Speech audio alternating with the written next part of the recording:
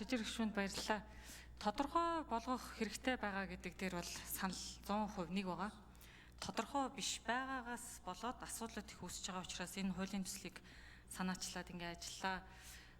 Өчигдөр бас төрийн байгуулалтын байнгын орон дээр бүрүүд орж гишүүн гэр бүл хөдөлмөр нийгмийн хамгаалалтын яамнаас энэ агуулга бүхий төсөл орж ирсэн тухайс мэдээлэл өгсөн. Гэхдээ тэр төсөл бол засгийн газар дээр 6 сарын 4-ний өдөр танилцуулагдах гэж ороод бүрдэл дутуу гэдээ бол бутсан юм билээ. Тэгэхээр яг зөвөр өнөөдөр их хурал дээр 2 гишүүн саяхан болж өнгөрсөн цагаан сартай холбоотой асуудлуудаас үүдээд хуулийг судлаад энэ бол байх ёстой заалт юм байна гэдгээ одоо танд хэлэх гэж байгаа заалтыг оруулж ирэхээр ингэж төслөө бол бэлдсэн байтал салбарын яам нь бас энэ асуудлыгаа засах гэж төстэй. Гэхдээ арай өөр шүү.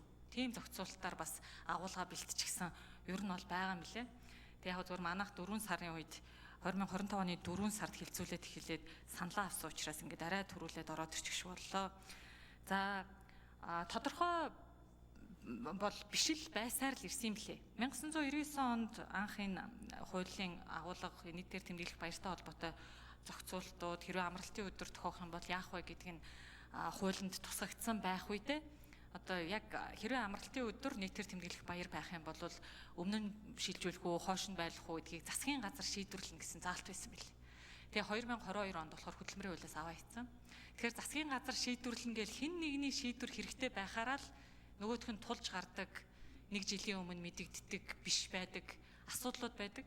Тэгэхээр энэ хуулийн төсөл дээр ажиллаж байгаа хавцад хуульчдтайгаа ярилцаад юу гэх нь зөв бэ гэж үтсэн гэхээр нийтээр тэмдэглэх баярын өдөр нийтээр амрах өдөртөө давхцсан бол дараагийн ажлын өдөрт шилжүүлнэ л гэж байгаа.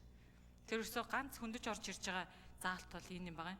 Тэгэхээр энийг одоо хуулийн дээр тодорхой яаж сууж өгч байгаа гэдэгтээ одоо итгэл төгс байгаа вэ гэвэл одоо засгийн газрын шийдвэр хүлээх хэрэггүй.